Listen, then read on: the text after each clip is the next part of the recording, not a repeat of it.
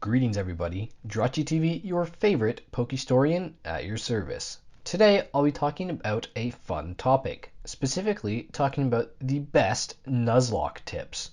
Before I begin, if you haven't subscribed already, make sure to do so.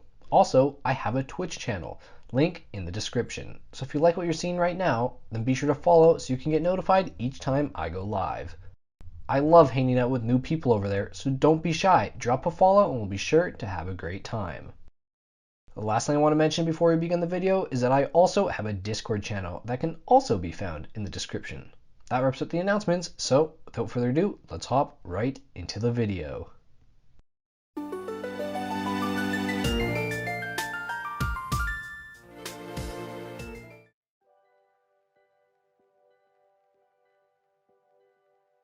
Starting out with the first tip on the list, we have diversifying Pokemon types on your Nuzlocke team.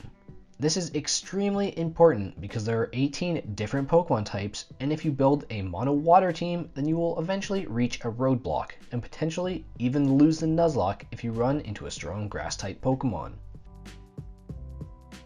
The second tip is make sure you level up your entire team instead of just one Pokemon. Similarly to having a monotype team, if you just level up one Pokemon for the entire run, then you will eventually run into a Pokemon that hard counters your over-leveled teammate. If this is the case, then it is likely the end of the Nuzlocke for you.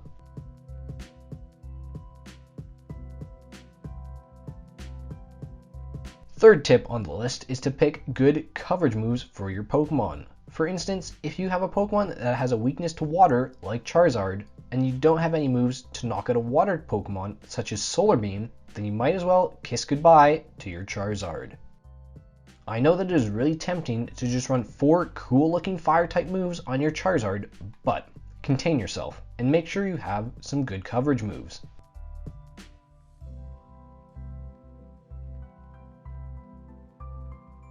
The fourth tip on the list might just be my favorite, and that is to maximize item usage.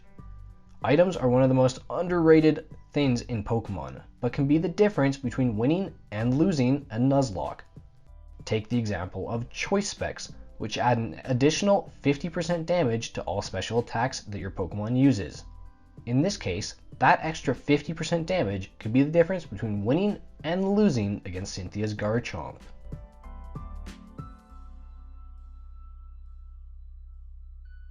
Tip number 5 is that sacrificing one Pokemon is better than sacrificing the run.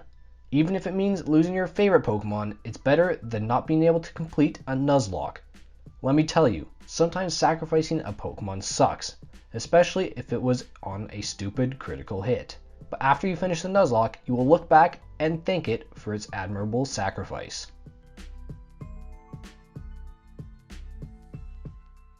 The sixth tip on the list is, in my opinion, the most important tip on the list, and that is to do your research.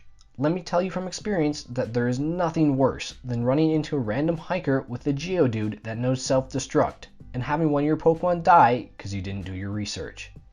How do I know this, you may be asking? Well, it's because I had it happen to me twice in the same run, thank you very much. Don't be me, be better, do your research.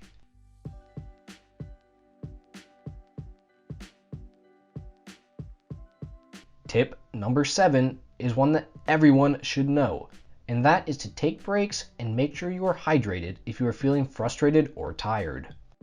This is very important because Nuzlocke is considered one of the toughest Pokemon challenges for a player to complete, and therefore, in order to play at your best, it is crucial you are in the right mood and ready to play if you want to succeed.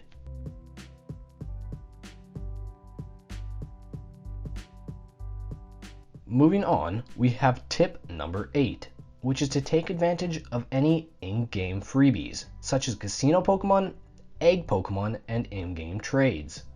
This is important because in a Nuzlocke, you are limited to one Pokemon per route, so if you are given these free Pokemon, you might as well use them.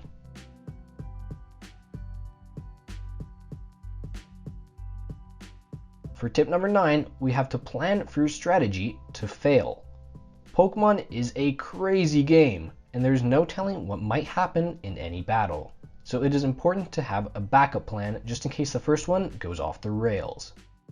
This is really important, especially in a Nuzlocke, because you won't have access to as many Pokemon, so the backup plan might have to be creative. But a bad plan is always better than no plan.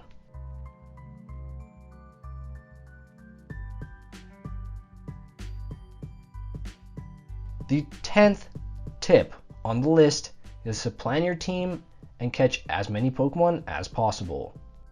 Once you have your Pokemon team fully assembled, make sure you are still catching some others as backup Pokemon, just in case one of your core Pokemon ends up dying. Now, before I end off the video, I'm going to give a bonus tip for people who stayed until the end, and that is to always play around the critical hit. In previous games to X and Y, critical hits did double damage, so if you want to prepare for the critical hit in those games, make sure that if your opponent did twice as much damage, that would not kill your Pokemon. Obviously, nobody likes getting critical hits, but unfortunately it's part of the game, so it's better to prepare for them. That wraps up this entry on Nuzlocke tips. If you are still watching, I'm going to sincerely thank you for sticking around until the end. As always, if you are interested in more videos like this, then be sure to tap that subscribe button because it really helps the channel grow. So that being said, I wish you all the best.